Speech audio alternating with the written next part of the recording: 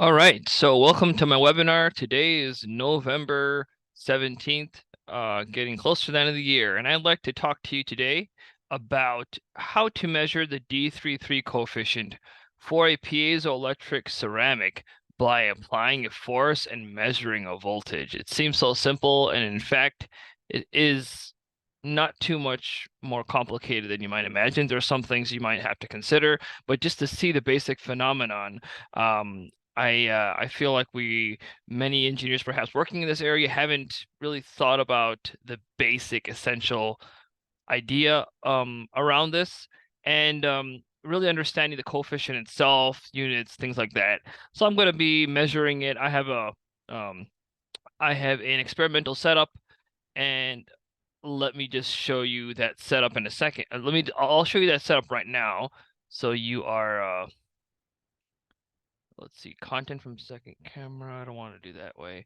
That way screwed me up last time. Let's do the whole second screen, and I'll move this here. So this is the setup. We're gonna have there's a ceramic in between this area, a piezo ceramic. And these are two copper plates just to measure the voltages. And so we're going to be applying a force with this force meter, as you see here. Um, it's kind of different than, so we're going to apply a force, and then we're going to be measuring voltage, and that voltage is going to relate to our preload. So let me just go back to showing the whiteboard. I just like to show that experimental side just so you're curious to where we're going. So first, I'm going to describe the d33, and let me just make sure all of my pins. I'll spotlight too. Okay. All right. So what I'm going to first do is describe the d33 coefficient, and there's like different ways to start the coefficient. So we're talking about again the d33. There's different ways to start to define it, but if you wanted to go to the you could say the more elemental constitutive equation version. What you would say for a applied stress, so applied stress multiplied by the d33. So let's say applied stress in the thickness direction multiplied by the d33 equals the polarization generated in the three direction. So what that means is you have a piezo ceramic, and we'll put a dot just signifying its polarity, and you apply a force, which is basically the stress that you apply over the multiplied by the area. You apply a force, and the charge is generated is going to be Q, and Q is equal to the polarization or change in polarization multiplied by the area. So you could say like polarization is to force is to charge like stress is to force. So charge is like a more summed up version of polarization. And we typically don't talk about preload. Well, we do sometimes. We talk about preload in terms of stress. We do that. But we don't really talk about our ceramics in terms of polarization state. I haven't heard that. So putting these in more familiar terms, basically this is charge per area. Polarization is charge per area, and this is 3. The 3 represents the directions in the polarization direction. So if this is the polarization dot, the dipole is going from that point to the other side, because that's how electric field is applied. When you apply electric field to pull the material, you're aligning the internal dipole along that direction. But we typically just put this dot, the where we put the dot or where we put the positive sign is where the positive voltage was applied during pulling. And that will be the side where if you compress the ceramic, that'll be the positive voltage side. And if you heat up the ceramic, that'll be also the positive voltage side for us to just know what happens. So I'm going to stop using this 3 pretty soon, but this force applied in the 3 direction, equal and opposite forces and this is the area, and the d33 coefficient. So what that ends up getting us is the charge is equal to the force times the d33. Now this is what we call the direct piezoelectric effect, where you apply a force and you get a charge. It also works in the opposite way, where you apply an electric field or you apply a voltage and you get a displacement. Now those formulations, they stem from strain. So the strain equals the charge coefficient multiplied by the electric field. But it's different for D31 and D33, so I'm not going to quite go into it, but its simplified version ends up being the change in length, or you could say the displacement, equals the charge coefficient multiplied by the voltage. So it ends up being something very similar, but the thing is, it's very hard to measure micron, or it's actually going to be nanometer level changes in displacement. That's why we don't measure. So why don't we just measure the charge coefficient? Because theoretically they're exactly the same. The charge coefficient, which relates to change in the length or the size of the ceramic for applied voltage, and the charge that develops due to an applied force, they're the same kind of constant, although they're like there are practical differences and things that end up happening due to theoretical considerations and how things are measured and stress and strain and electric field states. But theoretically, on paper, through some linear derivation, they're the same number. The reason we really don't measure it with change in distance is because you're going to be generating picometers or nanometers, because this charge coefficient for PZT ceramics, it's going to be ranging from 200 to 300. So for PZT, actually not 300, it's probably going to be like 500, or in some certain cases you'll get 600, but let's say just do 500. Either it's going to be pico coulombs per Newton, or it's going to be picometers per volt. So if you apply 1,000 volts, you're only going to get a nanometer of displacement, or in that range. So it's really small, and it's going to be hard to measure accurately. So therefore, it's easier to measure. It's easier to apply force and measure electrical measurements like coulombs, and that's what I'm going to be showing today, actually. So I'm going to be showing today, we have a piezo ring, and this will hopefully be a shorter webinar than I have maybe done previously, but we'll have a piezo ring, and I'm going to be applying a force. So there's going to be like a kind of a tip probe, and I'm going to be applying, and there's going to be like this force gauge, and it's going to be applying, let's say, 400 newtons of force, and it's going to be evenly supported. And we're going to have, in between this ceramic, we're going to be putting a capacitor.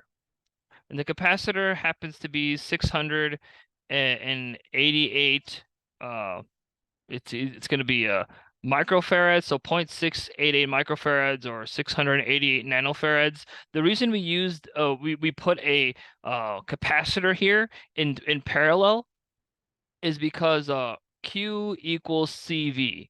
So if we attach a capacitor much larger than the capacitance of the ceramic, the capacitance of the ceramic is probably like 10 nanofarads or less than that in this case. So someone asked a question about the acoustic field, so I'll just get into that in a minute here.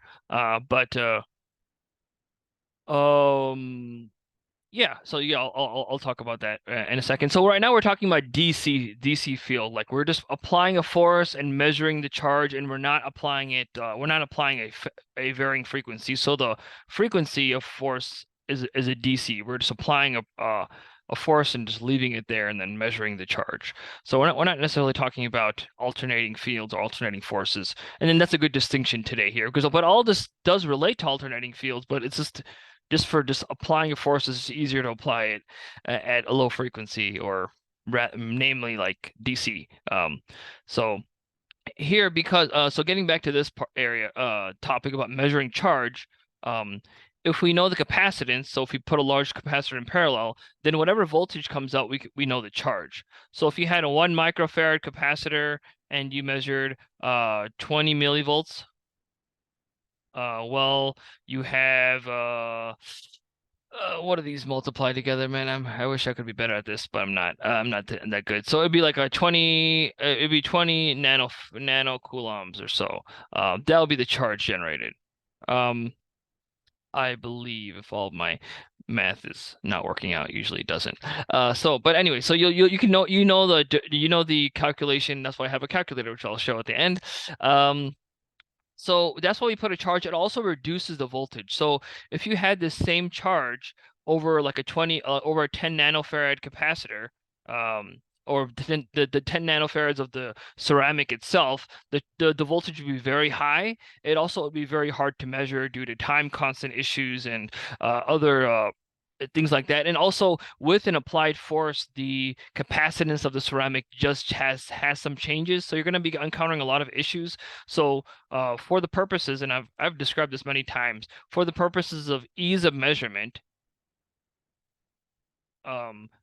like with regards to like the time constant, and then you also get the mathematical phenomenon of Q equals CV. So you have a very stable, you could say, charge measurement transducer if you attach a film capacitor, which I'll show. So you're easily able to measure and have a really good understanding of that charge.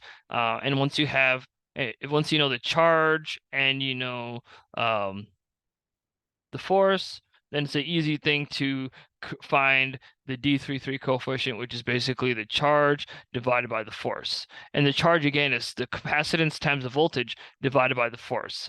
So I'm going to be putting a constant capacitance here, the 688 nanofarads.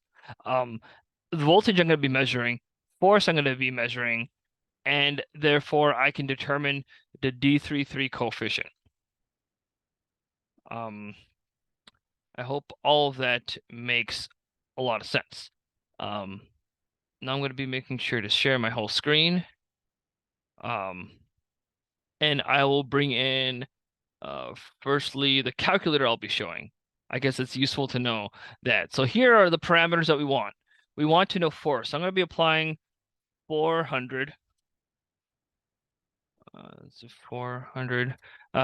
Oh, that's not allowing me to change it. Of course, it's not, because I probably screwed that up somewhere. Anyway, so what I'm going to actually do is I'm going to pause my share. I'm just going to open the other, and I'm going to fix this. This is going to be on my website. I'm going to fix it. Things like this tend to happen, but it's not a problem because I have the original worksheet. So I will resume share and here. So, and let's unprotect it because it's my own worksheet. Okay, so if I'm going to be using a 400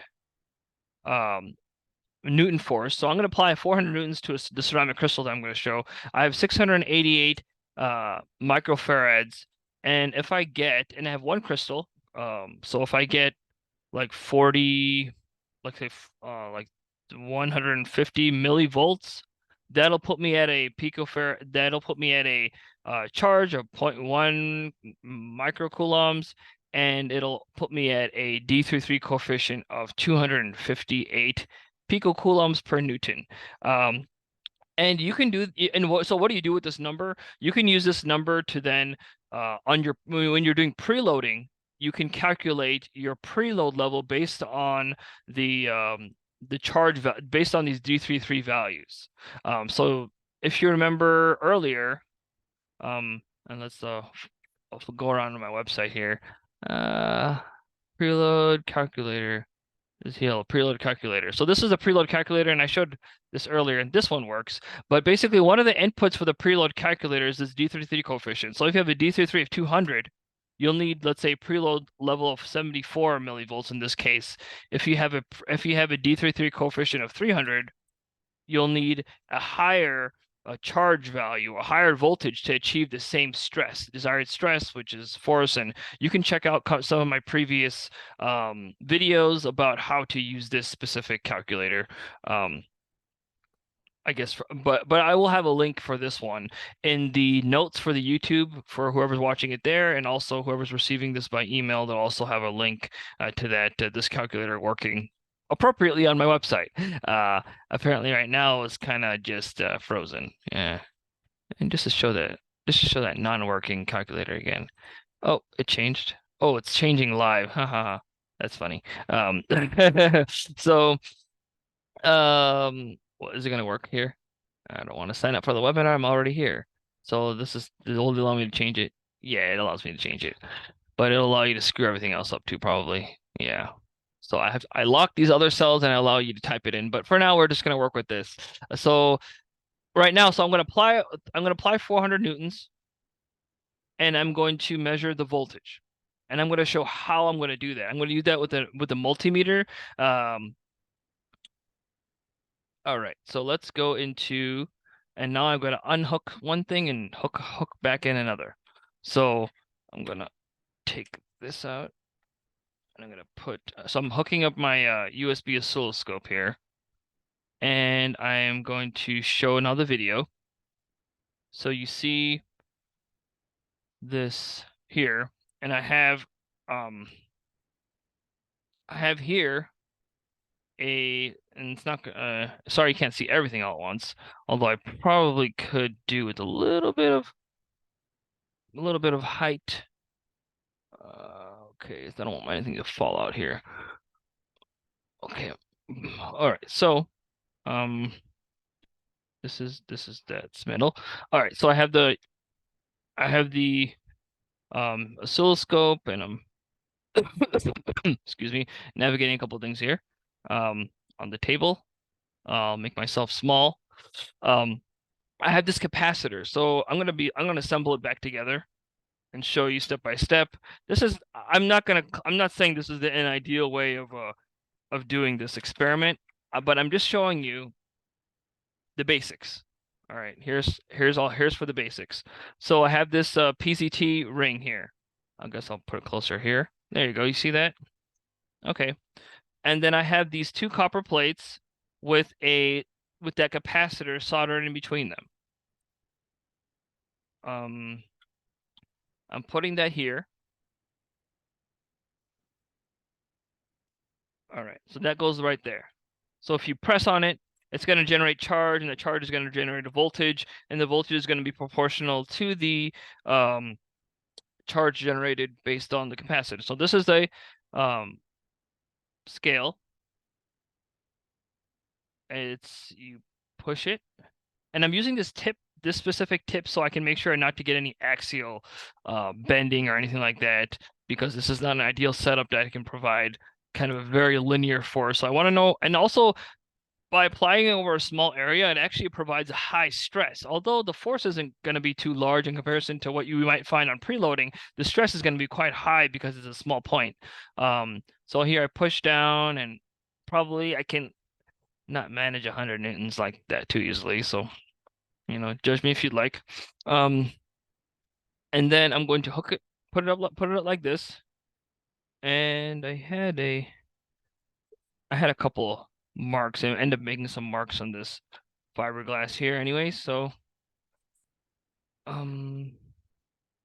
this is not a standard setup that I used as I mentioned to measure the d33. It's actually, funnily enough, typically many times it's not measured. It's just kind of assumed. And if you actually do some other types of measurements for your piezo ceramic, you can actually just assume, after finding a preload voltage that works, you can keep using it. Not sure if I would recommend it for the long term, but it tends to work actually. So this is the situation with no voltage.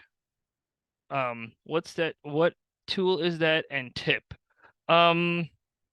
This is a force meter.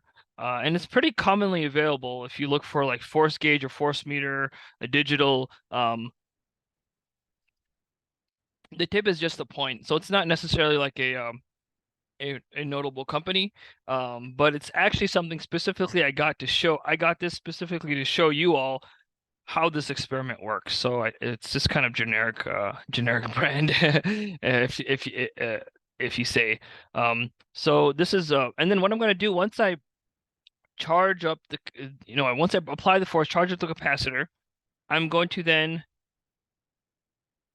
touch this so I can measure the voltage. The reason I don't leave this hooked on is because it's going to drain the voltage over the 1 mega ohm input impedance of the oscilloscope. So I don't want the voltage to drain out or the charge to drain out. You could also do measurements like that. You can specifically measure charge drainage to measure charge, but I like a Coulomb counter, measuring current, and I'm not going to do that today.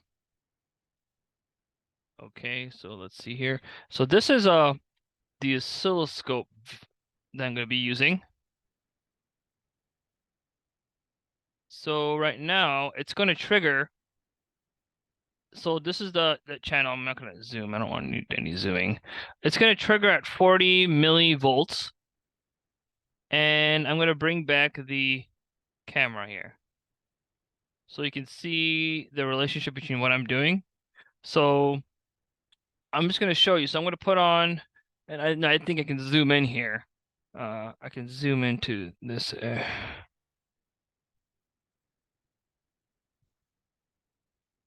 going to zoom in right there so you can see. Actually, you can't see as much as I can see on my screen. Okay. That's good enough, I guess. Or move this over or move this closer to here. Keeps running away that way.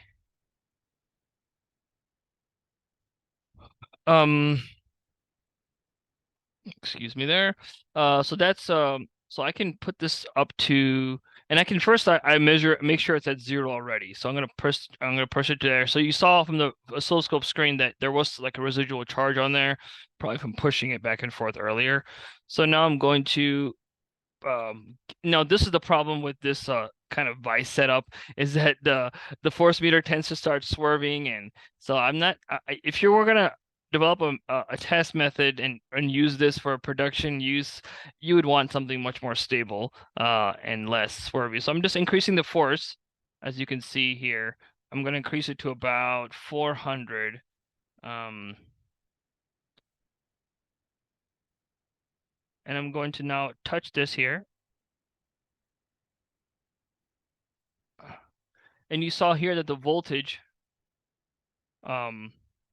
rose up. It got to 165.8, and then it decayed down. The reason it decays is because it drops over it dissipates over the 1 mega ohm input impedance. But I'm still able to measure this maximum voltage here that happened at the beginning. So that's actually what I want. I want to know how much voltage was generated. And also, I want to mention a couple of the settings. If you're using a picoscope for this, use the 12-bit setting. That does some frequency or resolution enhancement. You can use, like, so at 500 milliseconds per second, use the maximum amount of points. This gets you a really high sampling rate. If you see in this corner here, 2 mega samples per second. So there's a whole lot of points here. There's about 1 million points, it says. More than 1 million, 9 million points it took. So it measured a lot of points, and yeah, and depending on how I orient the piezo and the probes, yeah, the same ones on Amazon. This probe. So depending on how you orient it, you'll get it to be higher or lower. Sorry, you'll get to be positive or negative.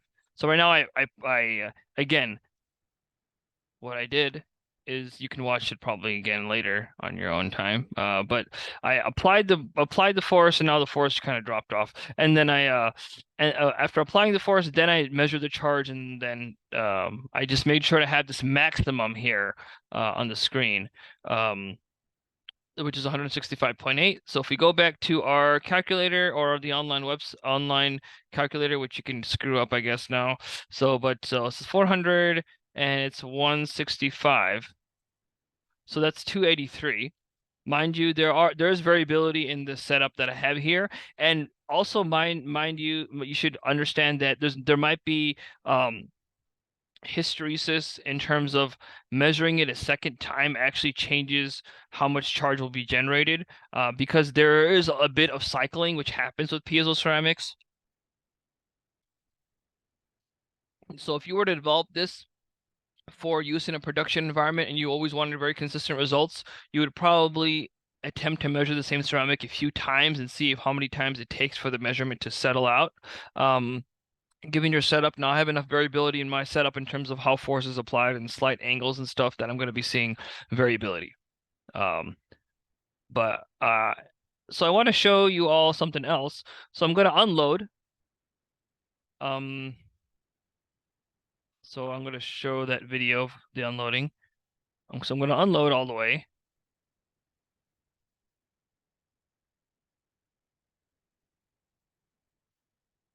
And I want you to look at the oscilloscope. This is mostly unloaded. Okay, all the way, all the way. Okay, that's good enough. Keep on looking at the screen. I'm going to change this here so you can see it for longer. Now I'm going to touch my oscilloscope probe again. Look at the video and the screen, and then you get the negative voltage. See? I can only stop it in time. Oh, stopped it. Great. Oof, that was quick. All right, so I stopped it. So it went negative because it's like the same as applying a negative like a tension, you could say, because I charged it and I discharged it. So basically when you apply a force, you're changing you're adding charge or you're taking away charge. You're not changing the absolute charge state. This is why on here, I might have been fumbling around a little bit talking about this, because this is actually delta polarization. So you think of everything in terms of delta. You know, all these deltas and this calculus kind of stuff that we thought we could forget about, and we still can. You just can stick with your slopes and stuff. Don't need to do derivatives. But you need to understand these are all like relative terms. They're not absolute terms. So the absolute force on a piezo does not determine its voltage state or charge state. The relative force from where you started to where you ended determines what change in charge you'll be measuring. So here you have this as this as negative, and it's also dissipating now. So, what do you think is going to happen, if I do it again? Like if I just the charge state's still the same, so I didn't discharge it again. So what will happen if I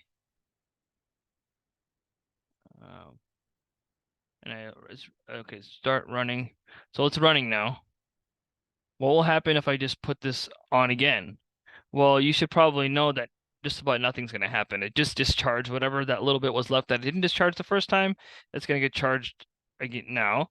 And just for your own, I might even say entertainment, I'm going to try to hold this probe here and charge it up. See, like as I try to charge it, it's going to discharge.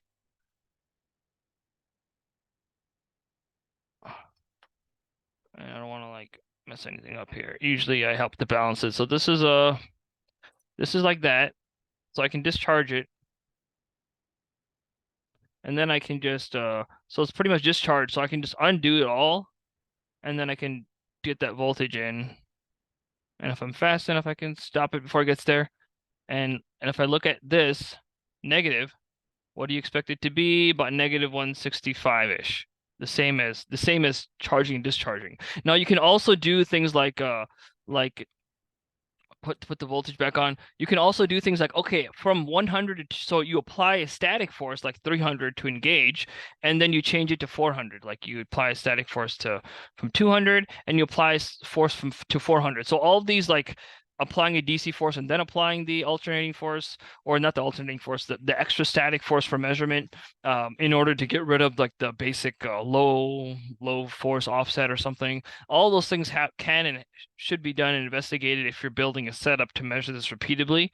There aren't a whole lot of companies measuring d33 before assembling. They do, but they use different equipment that come more standard. So this is something you can make yourself. And if there's a stand that comes with these test gauges, like force gauges, and it may be more useful. You have to pay a lot of attention to which tip you use.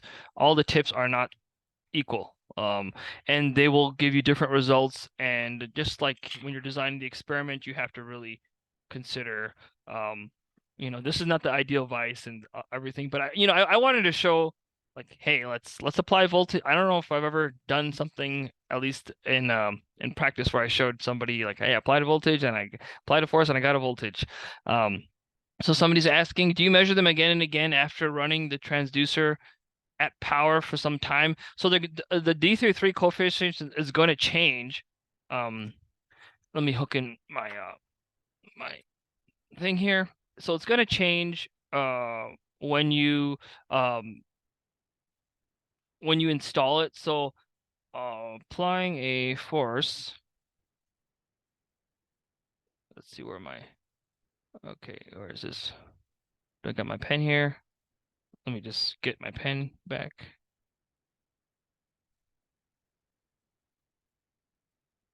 Yeah, these are some good questions here. So the first question is, yeah, so I've we can take questions and answers, and then I'll stop the video, and then you can ask me anything that you don't want recorded. So right now this will be recorded, not who's asking, but in general what's being asked. So do we measure the charge coefficient again after running the transducer? So meaning like so first you measure, and then you assemble the transducer, and then you disassemble, and then you run it, then you disassemble, and then you measure the d33 again.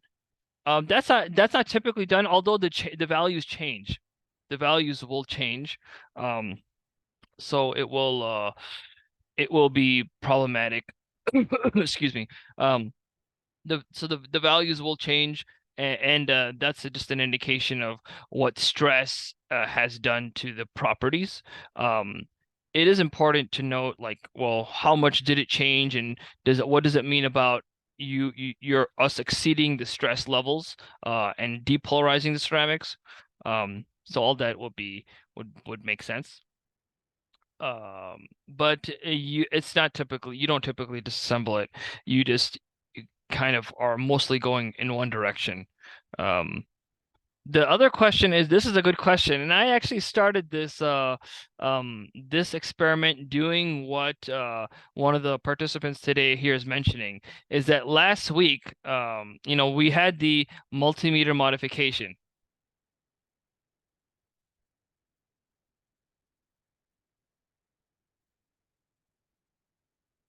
And that I said got us giga ohms. Right now I'm working with a oscilloscope which has which has mega ohms. So we have approximately 1,000 times larger. So we wouldn't have to deal with this decay that I was showing that we were having. The problem that happens, and it's kind of a caveat that I would have liked to explain at some point, is that because of the force, we're not generating much charge, so I have to use a low capacitance.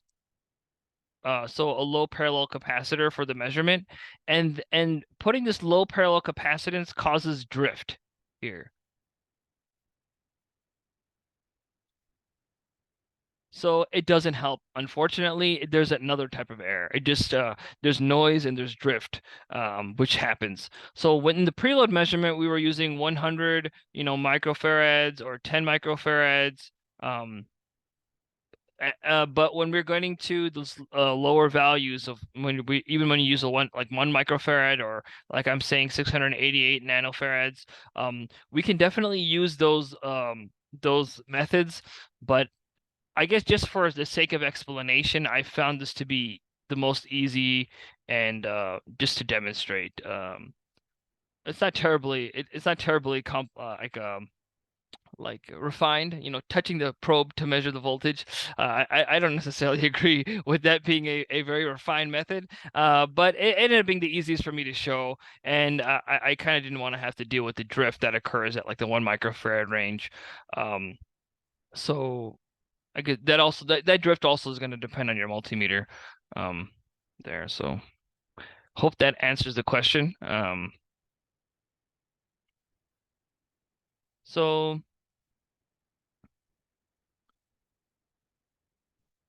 yeah, so measuring the d33 after burn-in is not like a disassembling and measuring it. I wouldn't recommend that, but I would recommend if you measure the torque that it took to assemble the transducer. So let's say it took 3 Newton meters to measure to assemble the transducer to the target preload of 1 volt or 200 millivolts.